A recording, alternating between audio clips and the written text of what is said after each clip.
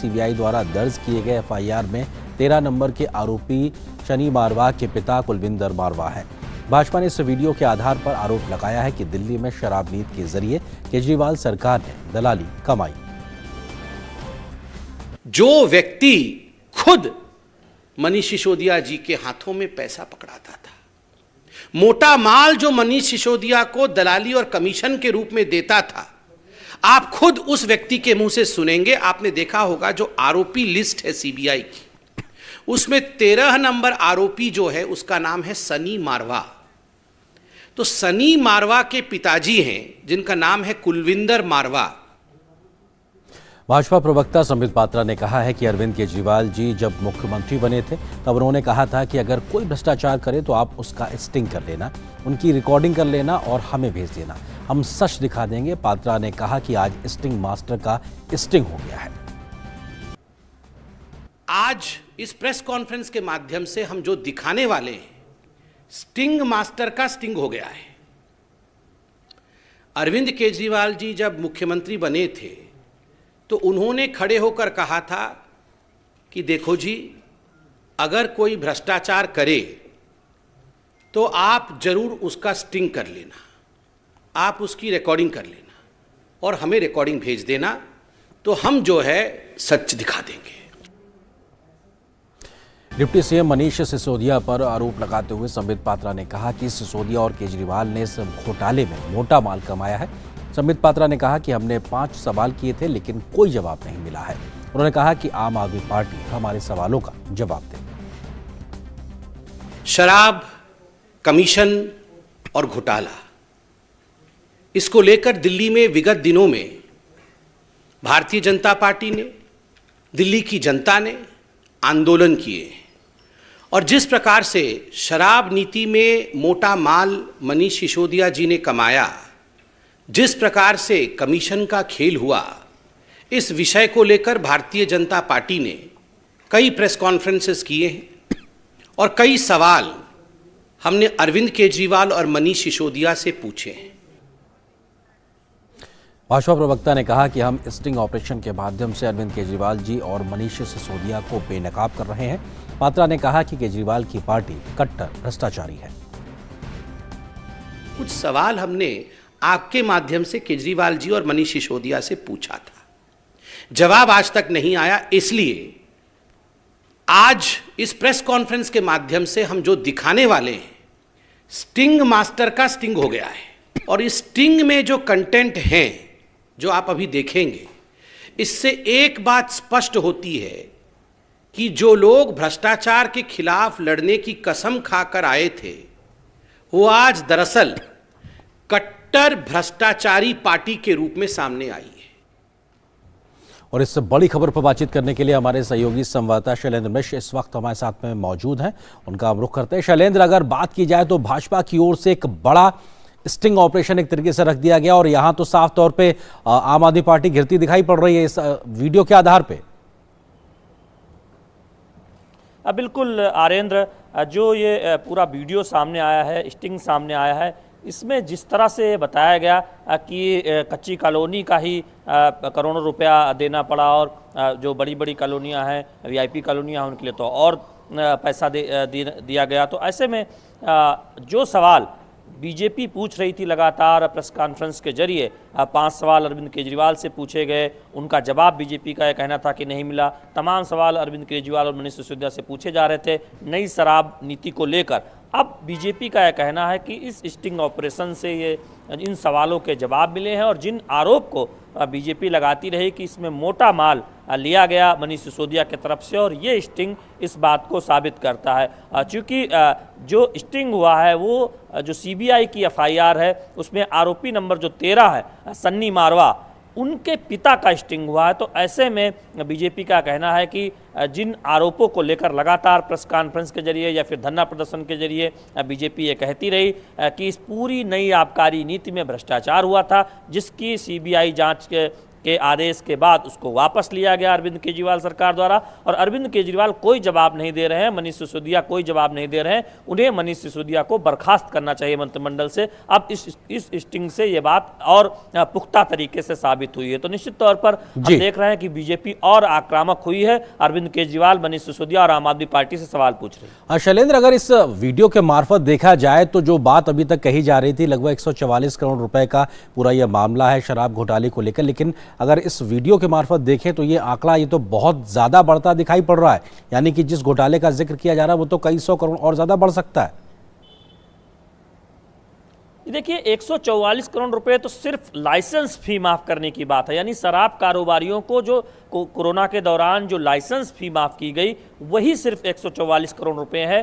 कई 100 करोड़ के घोटाले की बात आरोप बीजेपी लगाती रही है कि किस तरह से शराब कंपनियों को जो निर्माण करती हैं वो कंपनियां रिटेल में उतारी गईं। सिफारिश के उलट जो सिफारिश हुई थी, एक समिति बनी थी कि व्यक्तिगत तौर पर नीलामी के जरिए रिटेल दुकान दी जानी चाहिए, और जिस तरह से कमीशन बढ़ाया गया, कमीशन कई गुना किया गया शराब ठेकेदारों का, उसका पैसा दरअसल एक काले धन के तौर पर दिया गया मनीष सिसोदिया को। ये आरोप है बीजेपी का, और इस स्टिंग के जरिए वो इस बात को साबित भी करने की कोशिश कर रहे हैं कि जो एक आरोप है कि सैकड़ों करोड़ रुपए दिए गए मोटा माल मनीष सिसोदिया को, वो इस स्टिंग के जरिए जाहिर होता है। तो निश्चित तौर पर कई 100 करोड़ के घोटाले की बात बीजेपी कर रही है, जिसमें बड़ी बड़ी शराब कंपनियों को, यहाँ तक कि ब्लैक लिस्टेड कंपनियों को, जिसका जिक्र किया गया कि किस तरह से ब्लैक लिस्टेड कंपनियों को शराब के ठेके दिए गए। और जब ये तय था पहले की जो नीति में देखें या फिर जो कहा गया था सिफारिश में, इसी नीति को बनाने से पहले जो समिति बनी थी कि रिटेल के ठेके बड़े थोक कंपनियों को नहीं दिए जाने चाहिए, जबकि थोक का काम सरकार के पास होना चाहिए। तो दरअसल इसमें राजस्व का घाटा हुआ कि सिफारिश के ठीक उलट नई शराब नीति में किया गया। सरकार की जगह कंपनियों को थोक का काम दिया गया। बड़ी कंपनियों को जो निर्माण करती हैं उन्हें रिटेल के जोन वाइज बांट के तमाम दुकानों के ठेके दिए गए। तो उसमें भ्रष्टाचार की न केवल गुंजाइश हुई बल्कि भ्रष्टाचार किया गया है, ये बीजेपी का कहना है। बिल्कुल, अब उम्मीद यही है कि अब आम आदमी पार्टी इस आरोप के बाद में किस प्रकार से अपना जवाब रखती है, वो भी देखना दिलचस्प होगा। शुक्रिया शैलेंद्र हमारे साथ जुड़ने के लिए, इस खबर पर बात करने के लिए।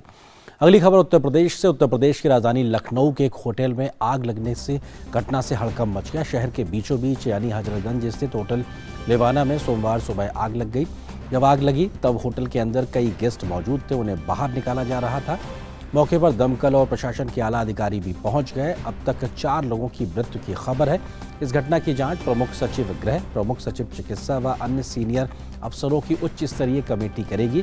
पुलिस की मदद से अब तक 15 लोगों को बाहर निकाला गया है। इनमें से 9 लोगों की हालत गंभीर है, उन्हें सिविल अस्पताल में एडमिट कराया गया। होटल की दूसरी और तीसरी मंजिल पर कई लोग फंसे हुए हैं। घायलों से मुलाकात करने के लिए मुख्यमंत्री योगी आदित्यनाथ सिविल अस्पताल पहुंचे।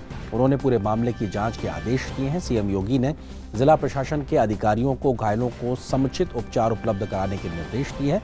इसके साथ ही जिलाधिकारी और पुलिस के वरिष्ठ अधिकारियों को मौके पर तत्काल पहुंचने और राहत बचाव कार्य में तेजी लाने के भी निर्देश दिए गए हैं।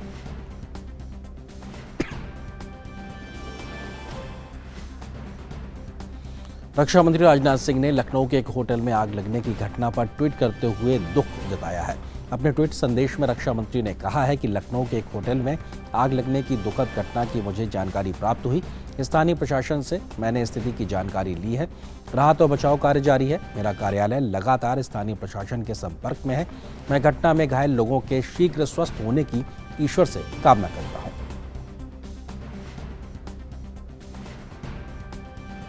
फिलहाल यहाँ पर एक छोटे से ब्रेक के लिए रुकते हैं। An enchanting landscape, a myriad of adventures, an insight into spirituality, a glimpse of history. Experience the diversity. Ladakh Tourism. Discover yourself.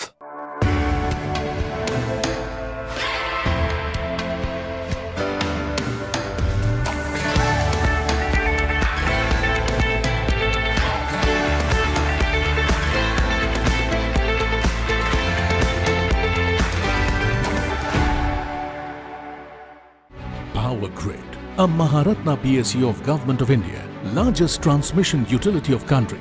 embarked on one such remarkable journey to establish one nation, one grid, one frequency, culminating into one electricity market. Power Grid, transmitting power, transforming lives.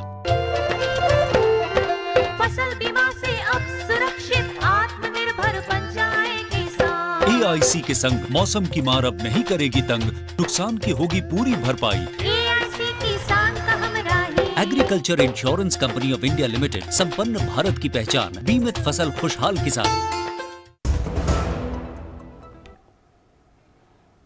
और break से पहले हम जिक्र कर रहे थे लखनऊ के hotel में लगी आग की खबर का, और इस खबर पर अधिक बातचीत करने के लिए हमारे सहयोगी लखनऊ से विकास सिंह हमारे साथ में मौजूद है। विकास, क्या कुछ इस वक्त का अपडेट है? क्या रेस्क्यू ऑपरेशन खत्म हो गया, और दूसरा कोई वजह पता लगी आखिर ये घटना हुई क्यों? जी, अगर रेस्क्यू ऑपरेशन की बात करते हैं तो वो लगभग पूरा हो गया है। अब होटल के सीज करने का काम चल रहा है, और इस घटना में अभी तक 4 लोगों के मौत की खबर आ रही है। वहीं 7 लोग भर्ती हैं यहाँ अस्पताल में। हम इस समय श्यामा प्रसाद मुखर्जी सिविल अस्पताल में हैं, और यहीं पर घायलों का इलाज चल रहा है। मुख्यमंत्री योगी आदित्यनाथ भी यहाँ आए थे सुबह, घायलों का उन्होंने हालचाल जाना, और मुख्यमंत्री योगी आदित्यनाथ ने आदेश दिए हैं कि सभी घायलों का मुफ्त इलाज किया जाएगा।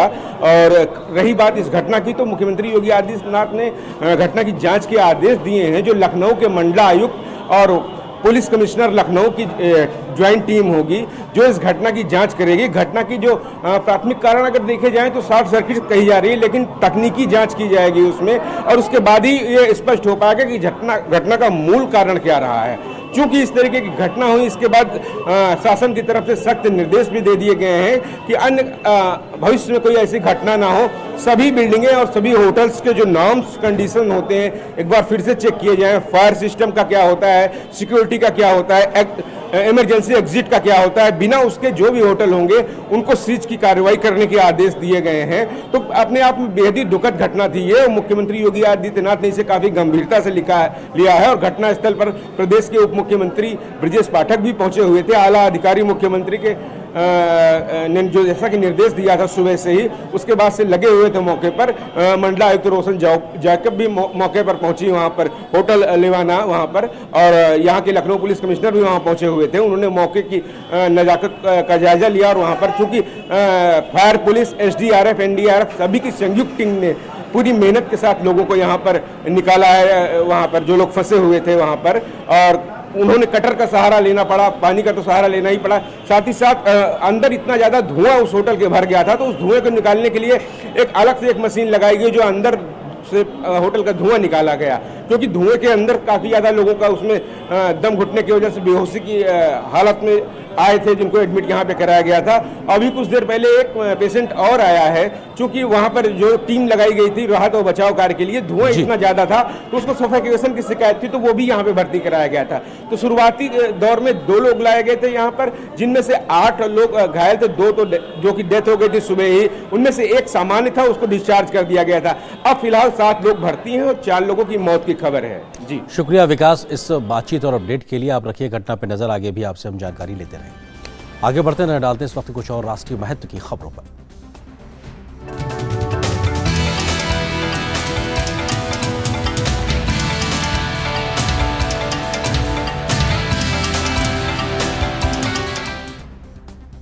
राष्ट्रीय प्राइम में सबसे पहले बात झारखंड से। मुख्यमंत्री हेमंत सोरेन ने झारखंड विधानसभा के विशेष सत्र में विश्वास मत हासिल कर लिया है।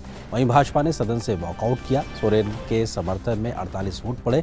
इससे पहले विश्वास मत प्रस्ताव पर चर्चा करते हुए मुख्यमंत्री ने सरकार के पक्ष में अपनी राय रखी। विपक्षी भारतीय जनता पार्टी के विधायकों ने विशेष सत्र के प्रारंभ होने से पहले सदन से बाहर विरोध प्रदर्शन किया।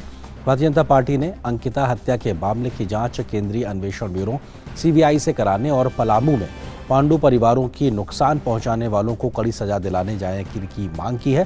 भारतीय जनता पार्टी विधायक विरंची नारायण ने कहा है कि विधानसभा में शक्ति परीक्षण कराए जाने की कोई ज़रूरत नहीं थी, क्योंकि भाजपा, राज्यपाल, उच्च न्यायालय तथा उच्चतम न्यायालय किसी ने भी सदन में बहुमत सिद्ध करने की मांग नहीं की थी। उन्होंने कहा कि भाजपा को सदन में बोलने का समय मिलना चाहिए। और हमारे सहयोगी दिवाकर इस वक्त हमारे साथ में रांची से मौजूद हैं इस पूरी खबर पर बातचीत करने के लिए। दिवाकर, अगर बात की जाए तो अपने आप में एक तरफ जहां पे विश्वास मत हासिल कर लिया है, लेकिन राज्य की तमाम ऐसी घटनाएं लगातार हो रही हैं जो कानून व्यवस्था पे गंभीर सवाल खड़े करती है, और आज भी कुछ घटनाएं हुई हैं। देखिए, निश्चित तौर पर सरकार जो एक तरीके से कहा जाए कि ये विधानसभा में जो आज विश्वास मत एक दिन के लिए बुलाया गया था, जो सेशन मानसून सत्र का, इसमें इन्होंने, हालांकि चाहिए कि शुरू से ही ये क्लियर था, क्योंकि झामुमो के कुल 30 विधायक हैं और कांग्रेस के 15 विधायक हैं, राजद उनके साथ है, सीपीआई एमएल उनके साथ है, और साथ ही साथ एनसीपी के एक विधायक ने भी उनका समर्थन किया है। तो इस तरीके से कुल 48 वोट जो है वो विश्वास मत के समर्थन में पड़े हैं।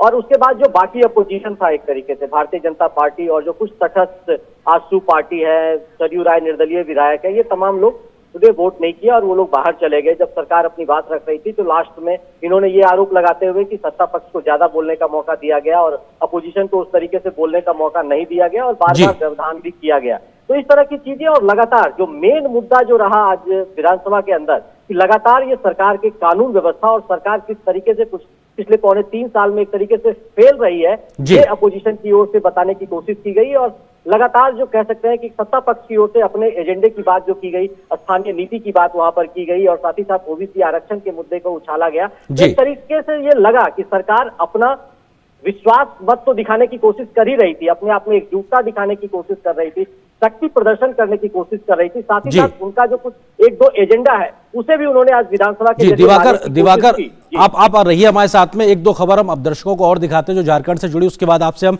ये बातचीत जारी रखेंगे। झारखंड के दुमका में नाबालिग बच्ची को पेड़ से लटकाए जाने के मामले के आज बंद बुलाया गया है। इसी कड़ी में शहर में फोर्स की तैनाती की गई है। बता दें कि बीते गुरुवार को तालझारी में मिले महिला के अधजले शव की सही ढंग से छानबीन भी नहीं शुरू हो पाई थी कि शुक्रवार को विश्वविद्यालय थाना क्षेत्र के श्री अमड़ा से पुलिस ने पेड़ से लटका हुआ एक नाबालिग लड़की का शव बरामद किया। मृत लड़की की उम्र 14 साल के आसपास और वह आदिवासी समुदाय की है। मृतका आसनवनी गांव के आसपास की बताई जा रही है। फिलहाल पुलिस ने पोस्टमार्टम के बाद शव परिवार को सौंप दिया है। साथ ही एहतियात के तौर पर दुमका में धारा 144 लागू कर दी गई है। वहीं रांची राजधानी से महज 60 किलोमीटर दूरी पर रविवार को सोनाहातू थाना क्षेत्र में राणाडीह गांव में डायन बेसाही के आरोप में 3 महिलाओं की निर्ममता से हत्या कर दी गई। पुलिस ने रविवार देर शाम को महिलाओं के शव को बरामद किया है। वहीं तीसरे शव को सोमवार सुबह बरामद किया गया। पूरे मामले की जांच और आरोपियों की गिरफ्तारी के लिए मुंडू डीएसपी के नेतृत्व में एसआईटी का गठन किया गया है। उल्लेखनीय है कि मृतकों में 2 महिलाओं के साथ एक वृद्धा भी शामिल है।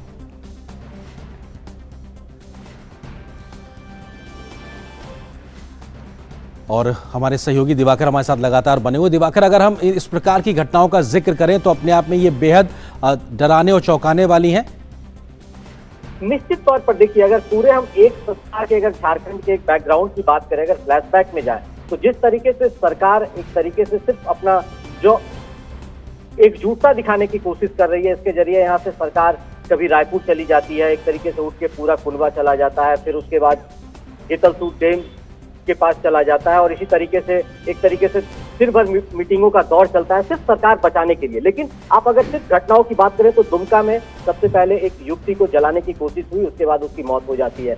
फिर आपने जैसा कि जिक्र आनंद ने किया कि एक लड़की का सब पेड़ से टंगा हुआ मिलता है और उसके साथ दुराचार की घटना होती है। साथ ही साथ आप ये डायन बिसाही के नाम पर 2 महिलाओं की हत्या कर जाती है सोनीहातू में। साथ ही साथ पलामू में जो एक मामला हुआ कि वहां पे 45 दलित परिवारों को एक साथ उजाड़ दिया गया, उनके घरों को ध्वस्त कर दिया गया। उसके बाद जो हम कह सकते हैं कि राष्ट्रीय महिला आयोग ने उस पर संज्ञान लिया, SC/ST आयोग ने संज्ञान लिया। तो जिस तरीके से एक जो माहौल झारखंड में पिछले कानून व्यवस्था पर लगातार पिछले 10 दिनों से सवाल उठ रहे हैं, ये घटनाएं क्या पहले भी यहाँ पर होती रही, लेकिन इधर पिछले 10-15 दिनों में जो घटनाएं बढ़ी है उससे एक जन आक्रोश की स्थिति पैदा हो गई है। दुमका में जो हमने देखा था कि जब युवती के जलाने के बाद उसकी मौत हुई तो किस तरीके से पूरे संथाल परगना में एक विरोध प्रदर्शन हुआ था सरकार के खिलाफ, प्रशासन के खिलाफ। लोगों का जो गुस्सा था वो सड़कों पर दिखा था। और आज जब दुमका, और दुमका सिर्फ नहीं बल्कि पूरे संथाल परगना के जो जिले हैं, गोड्डा है, देवघर है, दुमका है, जामताड़ा है, इन तमाम जगहों पर आज जो है संगठनों ने बंद बुलाया है और उसको व्यापक जन समर्थन मिल रहा है। तो इससे लग रहा है कि लोग जो है वो प्रशासन और सरकार से जो एक तरीके से है वो आक्रोशित है। और दिवाकर यही बात कि इस प्रकार की घटनाओं को लेकर अगर राजनीतिक दल सड़क पर उतर रहे हैं, लेकिन जन समर्थन मिल रहा है, लेकिन आम लोग ये समझ रहे हैं कि किस प्रकार की स्थिति परिस्थिति इस वक्त झारखंड में, और सरकार के में बैठे हुए लोग कहां पे व्यस्त नजर आ रहे हैं, यानी कि उनकी प्राथमिकता अलग है और जो जनता है उसकी दिक्कतें परेशानियां अलग हैं। तो ये विरोधाभास साफ तौर पर दिखाई पड़ रहा है। दिवाकर, संभवतः दिवाकर से हमारा संपर्क टूट गया, लेकिन निश्चित तौर से दिवाकर इस बात का भी जिक्र कर रहे थे कि तमाम संगठनों ने विरोध प्रदर्शन का जिक्र किया है और ऐसे में उनको जन समर्थन मिलता दिखाई पड़ रहा है। और ये स्थिति बनी हुई है कि कानून व्यवस्था के मोर्चे पर झारखंड की जो राज्य सरकार है वो लगातार घिरती जा रही है। महिलाओं के साथ में दुराचार की बात हो या उनकी हत्याओं का जिक्र हो, तमाम प्रकार के अपराध बीते कुछ दिनों में बढ़ गए हैं, लेकिन जो राज्य सरकार है वो अपने आप को सुरक्षित रखने में, अपने विधायकों को बचाए रखने के लिए लगी हुई है और शायद इसलिए भी कानून व्यवस्था की स्थिति और ज्यादा बदतर होती दिखाई पड़ रही है। आगे बढ़ते अगली खबर से आपको रूबरू कराते हैं। राष्ट्रपति द्रौपदी मुर्मू ने आज नई दिल्ली में देश भर के 45 शिक्षकों को राष्ट्रीय शिक्षक पुरस्कारों से सम्मानित किया है। राष्ट्रीय शिक्षक पुरस्कार का उद्देश्य देश के शिक्षकों के अनूठे योगदान को रेखांकित करना और ऐसे शिक्षकों का सम्मान करना है जिन्होंने अपनी प्रतिबद्धता और परिश्रम से न सिर्फ स्कूली शिक्षा की गुणवत्ता में सुधार किया है बल्कि अपने छात्रों के जीवन को भी समृद्ध किया है। शिक्षा मंत्रालय का स्कूल शिक्षा और साक्षरता विभाग प्रत्येक वर्ष शिक्षक दिवस पर राष्ट्रीय स्तर का कार्यक्रम आयोजित करता है। देश के विभिन्न हिस्सों से संबंध रखने वाले इन शिक्षकों ने स्कूल शिक्षा में विशेष योगदान दिया है। राष्ट्रपति ने इस अवसर पर कहा है कि विज्ञान, अनुसंधान और इनोवेशन विकास के आधार है। इस क्षेत्र में भारत की स्थिति और मजबूत करने के लिए मौलिक शिक्षा मातृभाषा में होने से सहायक होगी। विज्ञान, अनुसंधान और इनोवेशन विकास के आधार हैं। इन क्षेत्रों में भारत की स्थिति को और मजबूत बनाने की आधारशिला स्कूली शिक्षा द्वारा ही निर्मित होगी। मैं मानती हूँ कि विज्ञान, साहित्य अथवा सामाजिक शास्त्रों में मौलिक प्रतिभा का विकास मातृभाषा के द्वारा अधिक प्रभावी हो सकता है। नेचुरल टैलेंट को विकसित करने की मातृभाषा सहायक होती है। माता के बाद शिक्षक गण हमारे जीवन में हमारी शिक्षा को आगे बढ़ाते हैं। यदि शिक्षक भी मातृभाषा में पढ़ाते हैं तो विद्यार्थियों सहजता के साथ अपनी प्रतिभा का विकास कर सकते हैं। इसीलिए राष्ट्रीय शिक्षा नीति में स्कूली शिक्षा तथा उच्च शिक्षा के लिए भारतीय भाषाओं के प्रयोग पर जोर दिया गया है। शिक्षक दिवस के अवसर पर प्रधानमंत्री नरेंद्र मोदी आज शाम 4:30 बजे अपने आवास पर राष्ट्रीय शिक्षक पुरस्कार 2022 के विजेताओं से बातचीत करेंगे। राष्ट्रीय शिक्षक पुरस्कार का उद्देश्य देश के बेहतरीन शिक्षकों के अद्वितीय योगदान को सेलिब्रेट करना और उनका सम्मान करना है, जिन्होंने अपनी प्रतिबद्धता और कड़ी मेहनत से न केवल स्कूली शिक्षा की गुणवत्ता में सुधार किया है बल्कि अपने छात्रों के जीवन को भी समृद्ध किया है। राष्ट्रीय शिक्षक पुरस्कार प्राथमिक और माध्यमिक विद्यालयों में कार्यरत मेधावी शिक्षकों को सार्वजनिक मान्यता प्रदान करता है। इस पुरस्कार के लिए इस साल देश भर से 45 शिक्षकों का चयन 3 चरण की एक कठोर और पारदर्शी ऑनलाइन प्रक्रिया के माध्यम से किया गया है।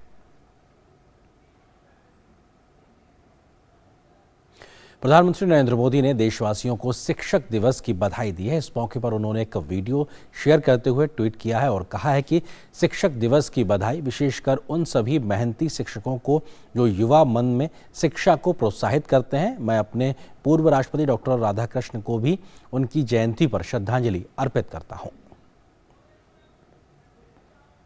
जीवन में जितना माँ का स्थान होता है उतना ही शिक्षक का स्थान होता है। और ऐसे भी शिक्षक हमने देखे हैं कि जिनको अपने से ज्यादा अपनों की चिंता होती है। वो अपने शिष्यों के लिए, अपने विद्यार्थियों के लिए अपनी जीवन खपा देते हैं। माँ जन्म देती है, गुरु जीवन देता है। हम सबके जीवन में शिक्षक का योगदान हमेशा हमेशा महसूस होता है। हर व्यक्ति के जीवन में अपने बचपन में अपने टीचर ने कही हुई कोई न कोई ऐसी बात होगी जो हमारे जीवन का हिस्सा बन गई होगी। शिक्षक ये व्यवसाय नहीं है, शिक्षक ये नौकरी। पूर्वी एशियाई देशों के साथ सामरिक साझेदारी को बढ़ावा देते हुए रक्षा मंत्री राजनाथ सिंह आज से मंगोलिया और जापान की 5 दिन की यात्रा पर जाएंगे। ये किसी भारतीय रक्षा मंत्री की मंगोलिया की पहली यात्रा होगी। इससे दोनों देशों के बीच रक्षा सहयोग और रणनीतिक साझेदारी और मजबूत होगी। यात्रा के दौरान राजनाथ सिंह मंगोलिया के रक्षा मंत्री लेफ्टिनेंट जनरल सैखान बयार के साथ द्विपक्षीय वार्ता करेंगे। वे मंगोलिया के राष्ट्रपति यू खुरेल सुख और मंगोलिया के स्टेट ग्रेट खुराल के अध्यक्ष जी जंदन शतर से भी मुलाकात करेंगे। द्विपक्षीय वार्ता के दौरान दोनों रक्षा मंत्री भारत और मंगोलिया के बीच द्विपक्षीय रक्षा सहयोग की समीक्षा भी करेंगे। दोनों नेता साझा हित के क्षेत्रीय और वैश्विक मुद्दों पर विचारों का आदान प्रदान करेंगे। रक्षा मंत्री राजनाथ सिंह जापान यात्रा के दौरान टोक्यो में 2+2 मंत्री स्तरीय वार्ता में भाग लेंगे। केंद्रीय गृह मंत्री अमित शाह मुंबई के दौरे पर हैं। अमित शाह इस दौरान लाल बाग पहुंचे और भगवान गणेश की पूजा अर्चना की। इस मौके पर राज्य के मुख्यमंत्री एकनाथ शिंदे और उप मुख्यमंत्री देवेंद्र फडणवीस भी उनके साथ मौजूद रहे।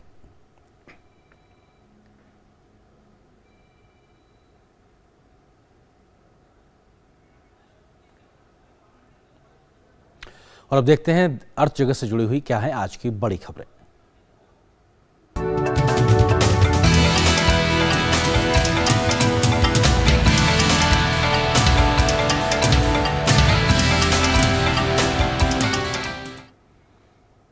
और व्यापार प्राइम की खबरों को लेकर हमारे साथ मौजूद है मेरे सहयोगी अजय। अगर बात की जाए अर्थ जगत के मोर्चे पे क्या कुछ बड़ी खबरें हैं आज सुर्खियों में?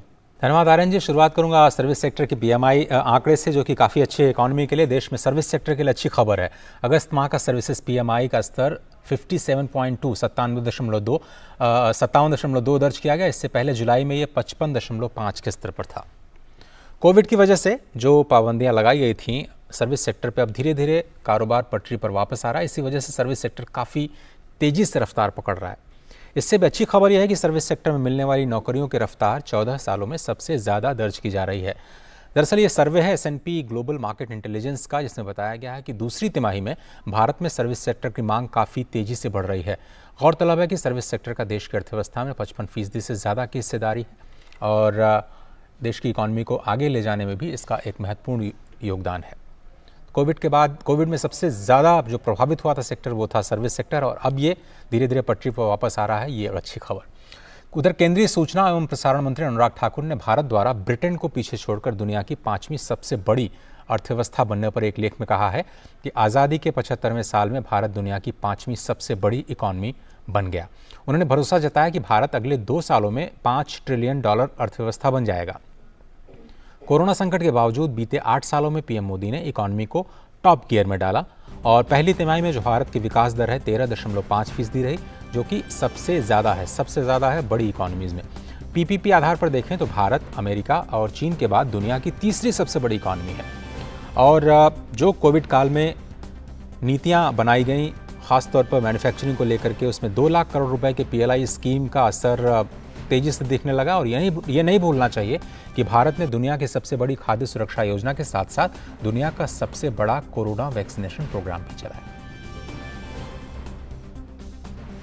और सेंसेक्स और निफ्टी में आज तेजी दर्ज की जा रही है। दिन के कारोबार के दौरान सेंसेक्स 480 अंक और निफ्टी 130 अंक ऊपर नजर आया। मेटल्स, मीडिया और रियल्टी इंडेक्स में तेजी है, जबकि ऑटो और ऑयल एंड गैस फ्लैट कारोबार कर रहे हैं। Bajaj auto, Apollo hospital, Eicher Motors, Britannia और नेस्ले में गिरावट दर्ज की जा रही है। बढ़ने वाले शेयर्स में Hindalco, JSW steel, HCL tech और रिलायंस टॉप गेनर्स हैं, जहां पर 1 से 3% तक की तेजी है। डॉलर की बात करें, डॉलर के मुकाबले रुपया जो है 79.825 पैसे मजबूत हुआ है। ब्रेंट कच्चा तेल 2% बढ़ा है, $55 प्रति बैरल पर नजर आ रहा है। अमेरिका में कच्चे तेल की कीमत $88.77 प्रति बैरल बनी। फिलहाल आज के व्यापार प्राइम में सिर्फ इतना ही। बाकी खबरों के लिए वापस चलते हैं आर्यन जी के पास। शुक्रिया अजय जी, बहुत बहुत खबरों को हमारे साथ साझा करने के लिए। और फिलहाल यहाँ पर एक छोटे से ब्रेक ले लेते हैं।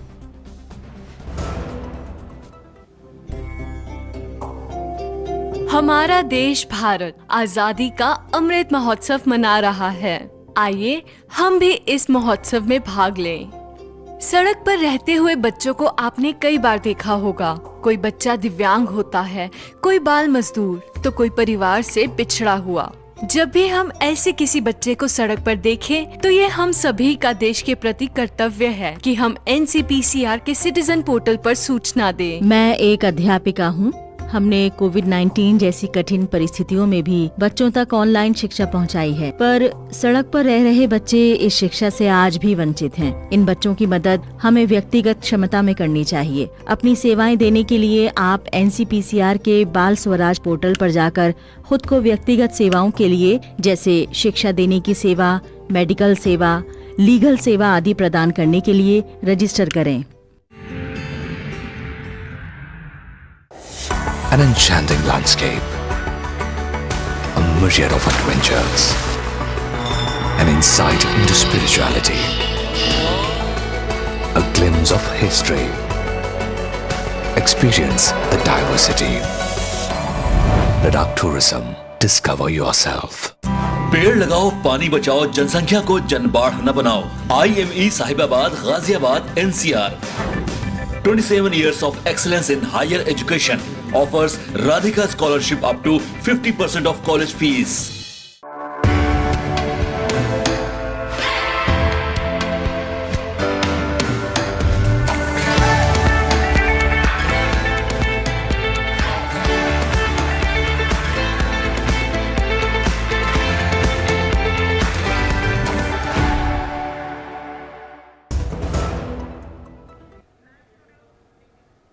और ब्रेक के बाद मिड डे प्राइम में अब देखते हैं खबरें खेल जगत से जुड़ी हुई।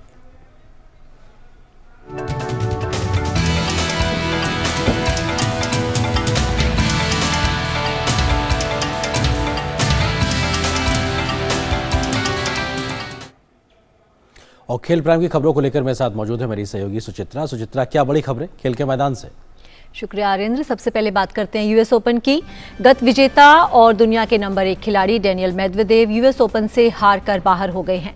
ऑस्ट्रेलिया के निक किर्गियोस ने 4 सेट तक चले मुकाबले में मेदवेदेव को 7-6, 3-6, 6-3, 6-2 से हराकर साल के अंतिम ग्रैंड स्लैम के क्वार्टर फाइनल में प्रवेश कर लिया। अब क्वार्टर फाइनल में किर्गियोस का सामना कैरन खैचानोव से होगा।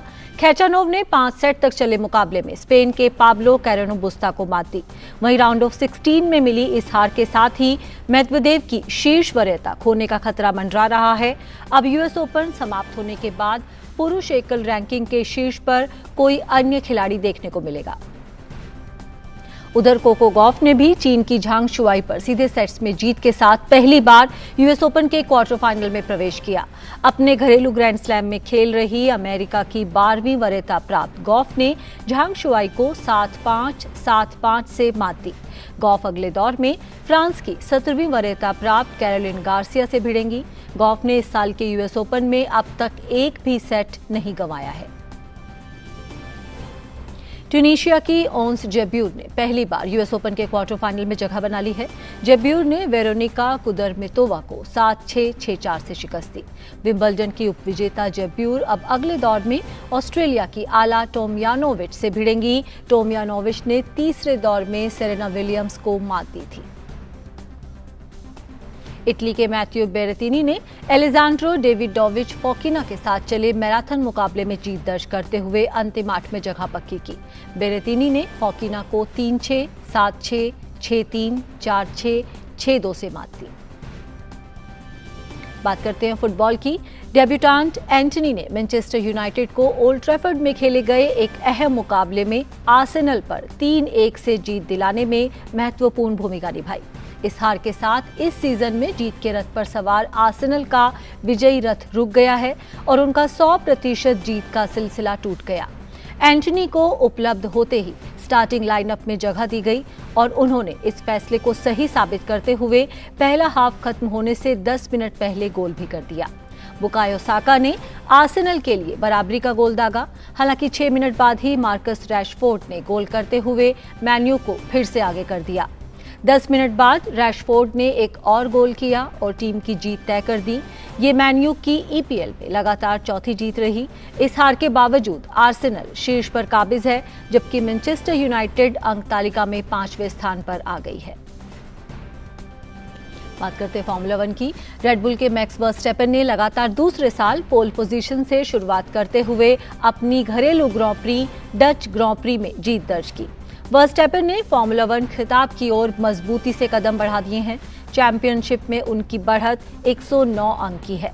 मर्सिडीज के जॉर्ज रसेल दूसरे स्थान पर रहे, वहीं फेरारी के चार्ल्स लेक्लर ने पोडियम पूरा किया। मर्सिडीज के 7 बार के विश्व चैंपियन लुइस हैमिल्टन चौथे स्थान पर रहे। वर्स्टैपेन को फास्टेस्ट लैप के लिए एक बोनस अंक भी मिला।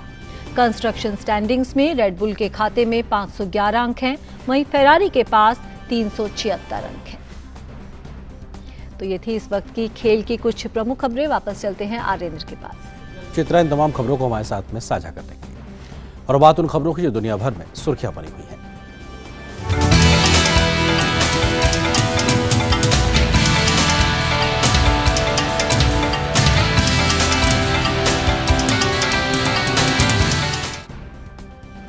विश्व प्राइम में सबसे पहले बात कनाडा की। कनाडा में बीती रात 2 समुदायों को भयावह तरीके से निशाना बनाने की बात सामने आई है। पुलिस ने बताया है कि सस्कैचुअन प्रांत में 2 समुदायों को निशाना बनाते हुए 13 स्थानों पर चाकू मारे जाने से 10 लोगों की मौत हो गई है। मामले में पुलिस को 2 संदिग्धों की तलाश है। पुलिस ने कहा है कि जेम्स स्मिथ की नेशन और सस्कैचुअन के उत्तर पूर्व के वेल्डन गांव में कई स्थानों पर छुरा घोंपने की घटना के बाद 15 लोगों को अस्पताल में भर्ती कराया गया है।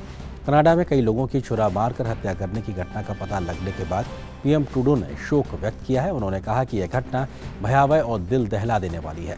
रेजिना पुलिस ने के अनुसार माउंटीज की मदद से वह संदिग्धों का पता लगाने और उन्हें गिरफ्तार करने के लिए कई मोर्चों पर काम कर रही है। ब्रिटेन के अगले प्रधानमंत्री का आज ऐलान हो जाएगा। कंजर्वेटिव पार्टी के सदस्यों ने शुक्रवार शाम तक अपने नए नेता को चुनने के लिए वोट डाले। आज विदेश सचिव लिज ट्रस और पूर्व वित्त मंत्री ऋषि सुनक में से किसी एक को विजेता घोषित किया जाएगा। विजेता वर्तमान में ब्रिटेन के प्रधानमंत्री बोरिस जॉनसन की जगह लेगा। ब्रिटेन के अगले प्रधानमंत्री को एक ऐसी अर्थव्यवस्था विरासत में मिलेगी जिसमें इस साल के अंत में मंदी की चपेट में जाने की आशंका जताई जा रही है। ब्रिटेन में 40 साल की सर्वाधिक मुद्रास्फीति दर आर्थिक मोर्चे की एक और बड़ी चुनौती है। इस रिपोर्ट के अनुसार ब्रिटेन में गंभीर ऊर्जा संकट और मुद्रास्फीति के कारण आम आदमी की आर्थिक मुश्किलें और बढ़ सकती हैं। अपने प्रचार के दौरान ऋषि सुनक ने बढ़ती कीमतों पर नियंत्रण का वादा किया, जबकि उनकी प्रतिद्वंदी ने पद संभालते ही टैक्स में कमी की बात कही है। ऋषि सुनक भारतीय मूल के डॉक्टर हैं और फार्मासिस्ट के बेटे हैं। उनका जन्म पूर्वी अफ्रीका में हुआ, जहां से वे 1960 के दशक में ब्रिटेन चले गए। उन्होंने वित्त क्षेत्र में, राजनीतिक के क्षेत्र में कदम रखा। वहीं लिज ट्रस की मां नर्स और टीचर रही हैं, जबकि उनके पिता गणित के अध्यापक रहे हैं। यूक्रेन के राष्ट्रपति जेलेंस्की ने दावा किया है कि उनकी सेना ने दक्षिणी यूक्रेन में 2 बस्तियों, पूर्व में एक तीसरी बस्ती और देश के पूर्व में अतिरिक्त क्षेत्र पर कब्जा कर लिया है। उन्होंने बताया है कि सैन्य कमांडरों और खुफिया प्रमुखों के साथ बैठक में उन्हें ये अच्छी रिपोर्ट मिली है। जेलेंस्की ने पूर्वी डोनेस्क क्षेत्र में एक बस्ती को मुक्त करने के लिए अपनी सेना को धन्यवाद दिया है। जेलेंस्की के साथ ही कहा है कि यूरोपीय संघ द्वारा यूक्रेन की सहायता किया जाना जारी है और यूरोपीय आयोग की प्रमुख उर्सुला वॉन डेर लेयन ने उन्हें आश्वासन दिया है कि रूस पर नए प्रतिबंधों से और भी दबाव बनाया जाएगा। तो इस खबर के साथ फिलहाल मिड डे प्राइम के अंक में बस इतना ही, लेकिन डीडी न्यूज़ पर खबरों का सफर लगातार जारी है। नमस्कार।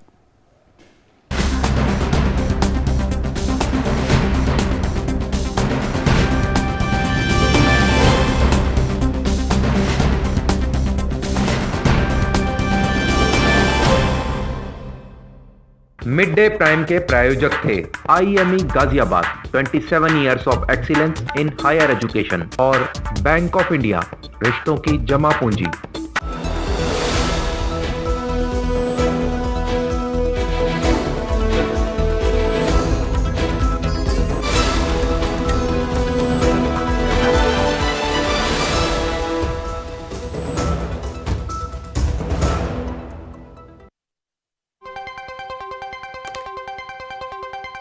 राजनीति की चाल से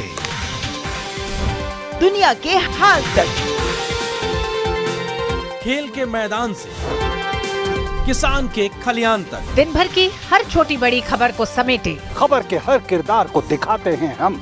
डीडी न्यूज का प्राइम टाइम शो, सटीक और भरोसेमंद खबरें, खबर ही नहीं खबर का विश्लेषण भी, नए तेवर, नए कलेवर, नई धार और नई रफ्तार के साथ देखिए न्यूज नाइट हर रात 8 बजे सिर्फ डीडी न्यूज पर।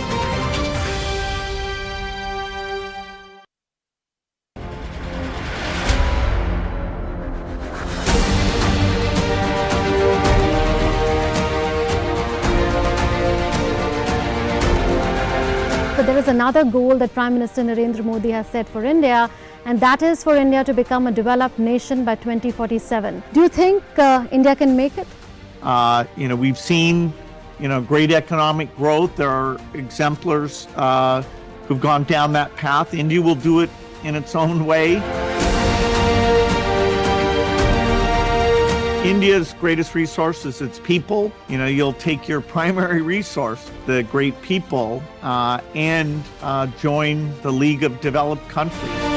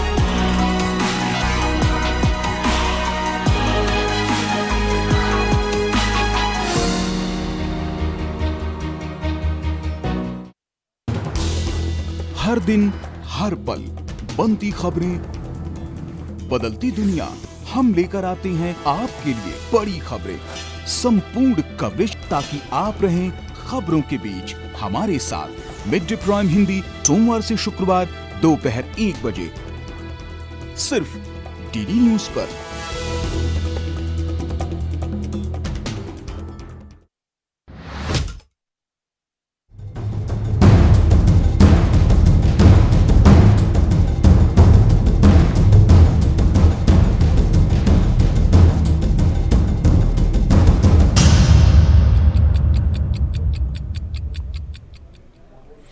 नमस्कार, बहुत बहुत स्वागत है आपका इस खास प्रोग्राम इस वक्त में। मैं हूं लालचंद्र सिंह। अगले 1 घंटे में हम आपको दिखाएंगे कुछ बड़ी खबरें, करेंगे चर्चा और उस चर्चा में जुड़ेंगे अपने सहयोगी संवाददाताओं के साथ भी और साथ ही होंगे विशेषज्ञ मेहमान भी।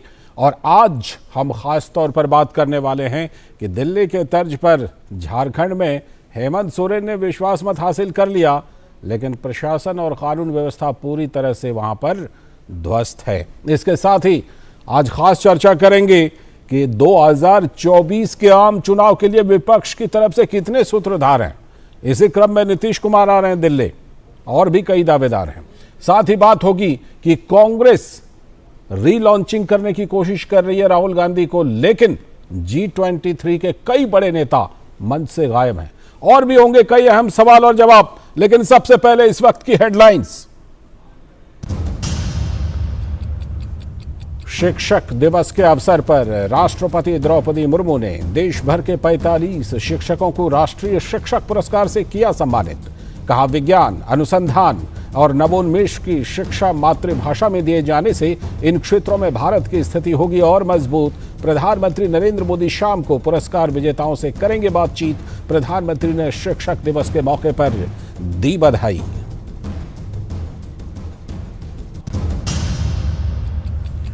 बांग्लादेश की प्रधानमंत्री शेख हसीना भारत के 4 दिवसीय दौरे पर पहुंची नई दिल्ली। शीर्ष नेतृत्व के साथ करेंगी मुलाकात। प्रधानमंत्री नरेंद्र मोदी के साथ कल करेंगी द्विपक्षीय वार्ता।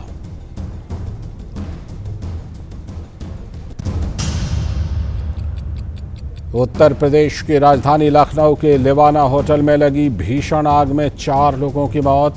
रेस्क्यू कर रस्सी के सहारे निकाले गए झुलसे हुए लोग।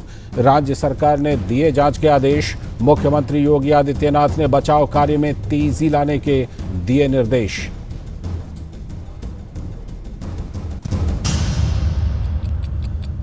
दिल्ली में शराब घोटाले को लेकर केजरीवाल सरकार की मुश्किलें बढ़ी। विपक्षी दल भाजपा ने स्टिंग ऑपरेशन के जरिए लगाए घोटाले के पैसे की बंदरबांट के आरोप।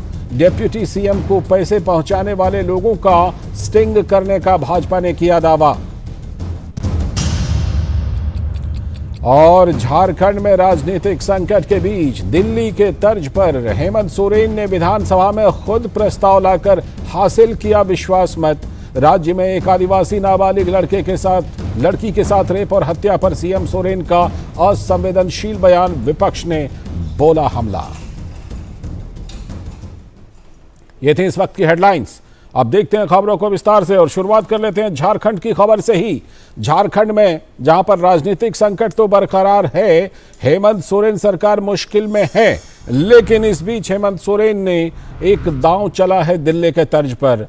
और हेमंत सोरेन की जो सरकार है, उन्होंने दिल्ली के तर्ज पर खुद प्रस्ताव लाकर विधानसभा में विश्वास मत हासिल किया है। अब से कुछ ही देर पहले हेमंत सोरेन की सरकार ने तो अरविंद केजरीवाल की तरह ही हेमंत सोरेन भी कर रहे हैं झारखंड में राजनीतिक पैंतरेबाजी।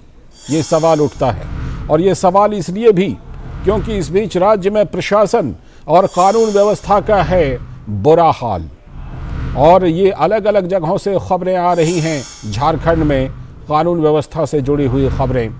आदिवासी नाबालिग लड़की के साथ रेप और हत्या पर सीएम सोरेन का असंवेदनशील बयान।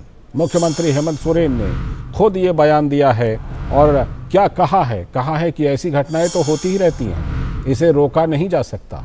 एक मुख्यमंत्री का ये बयान है। तो हेमंत सोरेन की इस बयान के बाद विपक्ष ने सीएम हेमंत सोरेन के बयान को निंदनीय बताकर हमला बोला है। और अगर याद कीजिए तो हाल के दिनों में झारखंड में कई घटनाएं घटी हैं। इससे पहले दुमका में भी एक छात्रा को पेट्रोल से जलाकर मार दिया गया था। तो राज्य के कई अन्य जगहों से भी आ चुकी हैं लड़कियों और महिलाओं पर अत्याचार की खबरें। लगातार झारखंड के कई इलाकों से ये खबरें आ रही हैं और इसके साथ ही इन दिनों जो कुछ खबरें आ रही हैं उसके मुताबिक झारखंड में कई इलाकों में बढ़ती जा रही है सांप्रदायिक कट्टरता भी। और इसी का एक ताज़ा उदाहरण भी है कि पलामू में अनुसूचित जाति के 50 परिवारों को दबंगों ने उनके घर और गांव से खदेड़ दिया। और ये महादलित परिवार के हैं, अनुसूचित जाति के। दबंगों ने मदरसे की जमीन बताकर तोड़ डाला 50 परिवारों का घर। और ये घर अनुसूचित जाति के 50 परिवारों का तोड़ा गया है। तो सवाल ये कि झारखंड का प्रशासन और कानून व्यवस्था तो पस्त, लेकिन सीएम सोरेन पूरी तरह से व्यस्त। तो ये सवाल है। और हेमंत सोरेन ने क्या कुछ कहा है वहाँ के हालात पर ज़रा पहले उनकी बात सुन लेते हैं। घटनाएं तो होती रहती है, घटनाएं कहाँ नहीं होती। घटना तो बोल के आता नहीं है। तो इसको किस तरीके से लिया जाए। हमने वेतन वृद्धि में भी थोड़ा सा हमने अपनी जो सोच थी आप लोगों के समक्ष रखी। यही वो असंवेदनशील बयान है जिसकी बात हम कर रहे थे कि आदिवासी नाबालिग लड़की की रेप और हत्या हुई है और उस पर सीएम सोरेन का ये बयान है। सुनते हैं कि बीजेपी की तरफ से बाबूलाल मरांडी ने क्या कहा है।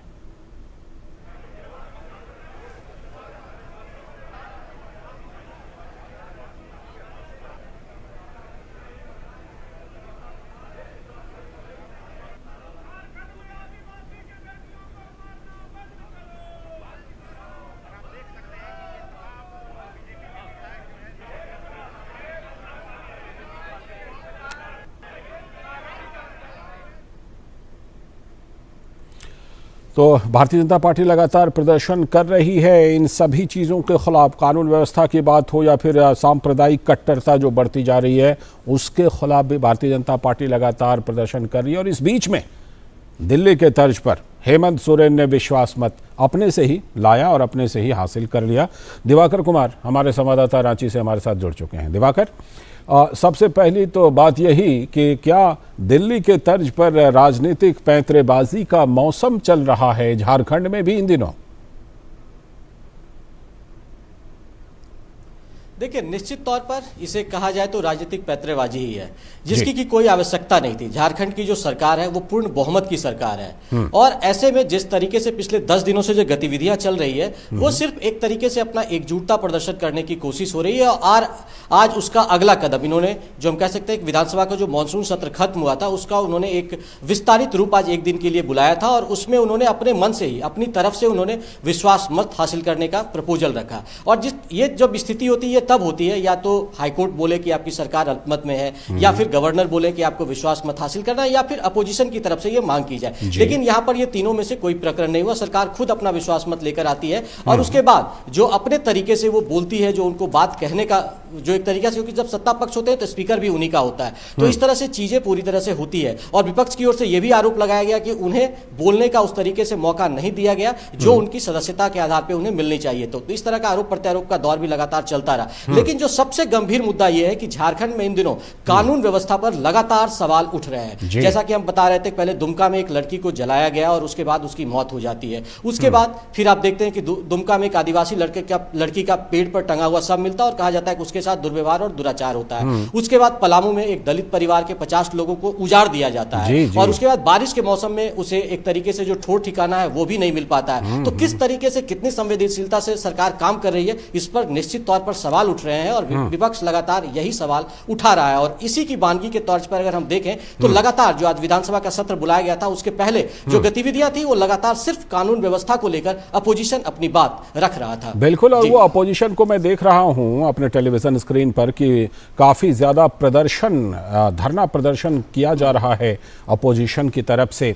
और जो बयान सीएम सोरेन ने आदिवासी नाबालिग लड़की की रेप और हत्या पर जो बयान दिया है, ऐसी घटनाएं तो होती रहती हैं, ये क्या उन्होंने खुद ये बयान देकर के विपक्ष के हाथ में एक और हथियार दे दिया है ताकि उस पर विपक्ष और ज्यादा राजनीतिक हमलावर हो सके? और इस बयान को कितना असंवेदनशील, कितना निंदनीय माना जाएगा दिवाकर?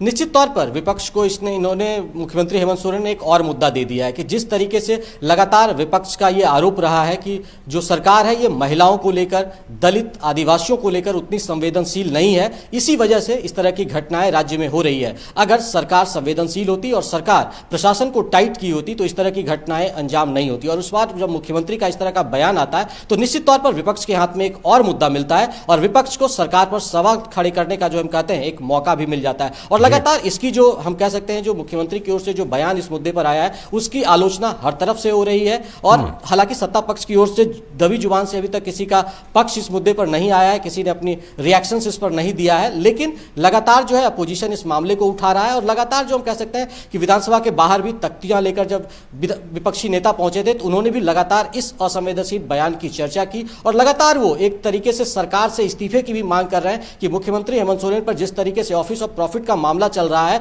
और उसके बाद कानून व्यवस्था की स्थिति जो पिछले 10 दिनों में झारखंड में देखने को मिल रही है, और सरकार सिर्फ जो अपना सरकार बचाने की कोशिश कर रही है, हेमंत सोरेन की अगुवाई वाली जो महागठबंधन सरकार है वो सिर्फ अपने सरकार बचाने में लगी हुई है। ऐसे में कानून व्यवस्था का बुरा हाल है, ठीक तरीके से जो जनता को न्याय मिलना चाहिए वो न्याय मिल रही है नहीं मिल पा रहा है। तो इस तरह के सवाल लगातार उठ रहे हैं और विपक्ष इस मुद्दे को लगातार घेरने की कोशिश कर रहा है। और जो मुख्यमंत्री का बयान आया है उसके बाद मुख्यमंत्री एक बार और इस मामले में घिरते हुए नजर आ रहे हैं। तो सरकार तो कोशिश कर रही है अपने आप को बचाने की, लेकिन जिन पलामू के 50 अनुसूचित जाति के परिवारों का आपने जिक्र किया, बारिश के इस मौसम में बेघर कर दिए गए हैं, खदेड़ दिए गए हैं, क्या उनकी तरफ प्रशासन का कोई ध्यान जा भी रहा है या नहीं? देखिए, इस मामले के पर गंभीरता आप देख सकते हैं कि उसके बाद एससी कमीशन की टीम यहां पर आई थी और उन्होंने पूरे वाकया का वहां के लोगों से संवाद किया, जिन लोगों को विस्थापित किया गया है उनसे संवाद किया, और उन्होंने प्रशासन की भूमिका पर सवाल खड़े किए हैं। उन्होंने चीफ सेक्रेटरी को भी बुलाया था, लेकिन चीफ सेक्रेटरी किसी कारणवश वहां पर नहीं पहुंचे, तो उनकी तरफ से उनको नोटिस दिया गया है कि आप सारे पक्ष को आकर रखिए। तो देखिए कि सरकार कितनी गंभीर है। इतने जो एक मास जो हम कह सकते हैं 50 परिवारों को बेघर कर दिया जाता है, और उसके बाद सरकार की तरफ से जो तुरंत तत्परता होनी चाहिए थी, अगर किसी के द्वारा कानून का उल्लंघन किया गया और कानून के दायरे में काम नहीं किया गया तो निश्चित तौर पर जो अधिकारी हैं उनके ऊपर कार्रवाई होनी चाहिए और जिसने भी इस घटना को अंजाम दिया है वैसे दोषी के खिलाफ सख्त कार्रवाई होनी चाहिए थी। और लगातार जो ये है वो एससी कमीशन की ओर से भी सरकार पर ये चीज जो चीफ सेक्रेटरी है उनसे कहा गया है कि आप जो भी दोषी हैं उन पर कार्रवाई करें। तो लगातार ये जो मुद्दा है ये गर्माता जा रहा है और लगातार जो उनकी एक डिमांड भी है वहां के लोगों की, उनके साथ न्याय नहीं हुआ है। इस मुद्दे को विपक्ष ने भिड़ाने की भी कोशिश शुरू कर दी है और जिस तरीके से आरोप लग रहा है कि एक विशेष जाति समुदाय के लोगों को बेघर किया गया है, उसमें दूसरे समुदाय के लोगों की भूमिका है, इस पर भी जांच की भूमिका होनी चाहिए। और लगातार जो सरकार है इन तरह के मुद्दों में कटघरे में घिरती हुई नजर आ रही है। बिल्कुल कटघरे में है और ये सवाल बिल्कुल लाजमी है और जिस तरह से वो अपने आप को बचाने की कोशिश कर रहे हैं बिल्कुल करें, लेकिन ये भी बात है कि वहां पर राज्य की बेटियां जो हैं उनको बचाने की कोशिश होनी चाहिए। राज्य में जो अनुसूचित जाति के लोग जिन पर अत्याचार होते हैं उनको बचाने की कोशिश होनी चाहिए। अलग अलग इलाकों से सांप्रदायिक कट्टरता की खबरें आ रही हैं, उससे बचाने की कोशिश होनी चाहिए। बहुत बहुत शुक्रिया आपका दिवाकर इस खबर पर जुड़ने के लिए। तो हमारे संवाददाता दिवाकर कुमार जुड़े हुए थे और वक्त आ गया एक ब्रेक का और ब्रेक के बाद जब लौटेंगे तो करेंगे आज की खास चर्चा कि 2024 के आम चुनाव के लिए कितने दावेदार, क्योंकि इसी क्रम में दिल्ली आ रहे हैं नीतीश कुमार। बहू कहाँ गई थी? अम्मा आज UHND था ना, भाभी वहाँ गई थी। वो क्या हुए है? इस दिन ANM बहन जी स्वास्थ्य संबंधी बातचीत करवाती हैं। वो बातचीत करें किस बात पे? अब जैसे संतुलित भोजन और साफ सफाई है, अस्पताल में सुरक्षित डिलीवरी है, बच्चों के टीके, एनीमिया से बचाव और तो और बुजुर्गों की सेहत की देखभाल की बातें हैं। महीने में एक बार होता है ये अर्बन हेल्थ न्यूट्रिशन डे। राष्ट्रीय शहरी स्वास्थ्य मिशन हरियाणा, स्वस्थ बने जीवन, हर बस्ती हर आंगन। An enchanting landscape, a myriad of adventures, an insight into spirituality, a glimpse of history. Experience the diversity. Ladakh Tourism. Discover yourself. Bharat में फूड वेस्टेज एक बहुत बड़ी समस्या है। हर रात कई लोग भूखे सोते हैं। हम कुछ छोटी छोटी बातों का ख्याल रखकर दूसरों को और पर्यावरण को सुरक्षित रख सकते हैं। ये 6 सरल बातों को याद रखिए और एक जिम्मेदार ईट राइट नागरिक बनिए। पहला, जितनी जरूरत हो उतना ही खरीदें। दूसरा, भोजन की बर्बादी को कम करने के लिए एक बार में ही ज्यादा खाना न लें। तीसरा, बचे हुए ठीक भोजन को न फेंकें। जहां तक हो सके बचे हुए खाने को अन्य व्यंजन बनाने में प्रयोग करें। चौथा, अनाज, दालों तथा अन्य सूखे खाद्य सामग्री को एयर टाइट डब्बों में रखें। फल, सब्जियों और अन्य खराब होने वाले खाद्य पदार्थ जैसे दूध, दही आदि को फ्रिज में रखें। पांचवा, बची हुई खाद्य सामग्री एकत्रित करें और जरूरतमंदों में वितरित करें। और आखिर में कंपोस्ट बनाने के लिए जैविक कचरा जैसे सब्जी और फलों के छिलके व पत्ते आदि को रिसाइकिल करें। Food safety and standards authority of India द्वारा जनहित में जारी।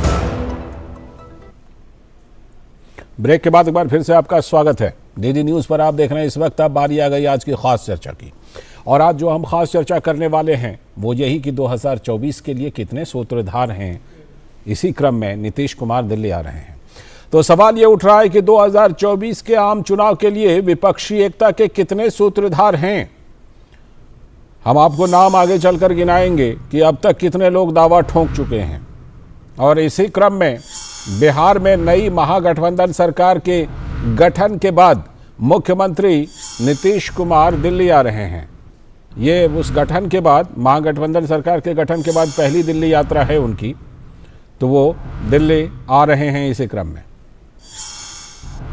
तो मिशन 2024 पर दिल्ली आ रहे नीतीश कुमार अपने को मान रहे हैं विपक्षी एकता के सूत्रधार, लेकिन और भी हैं दावेदार। पिछले दिनों तेलंगाना के सीएम केसीआर ने पटना पहुंचकर इसी भूमिका को निभाने की पहल की थी।